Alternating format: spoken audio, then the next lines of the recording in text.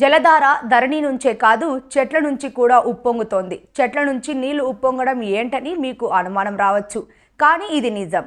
అభయారణ్యంలో ఉండే చెట్టు నుంచి జలధార ఉప్పొంగింది. చెట్టు నుంచి ఉబికి వచ్చిన నీళ్లను చూసి అటవీశాఖ అధికారులు ఆశ్చర్యపోయారు. వివరాల్లోకి వెళ్తే పశ్చిమ గోదావరి జిల్లా పరిధిలోని పాపికొండల్లోని కింటుకూరు అటవీ ప్రాంతంలో ఓ నల్లమద్ది చెట్టు నుంచి జలధార ఉప్పొంగుతున్నట్లు అటవీశాఖ అధికారులు గుర్తించారు. ఈ విషయాన్ని ఉన్నతాధికారులకు చేరవేశారు. దీంతో ఉన్నతాధికారుల సమక్షంలో నల్లమద్ది చెట్టుకు గొడ్డలితో రంధ్రం చేయగా నీళ్లు ఉబ్బికి వచ్చాయి. ఈ దృశ్యాన్ని అధికారులు తమ కెమెరాల్లో బంధించారు.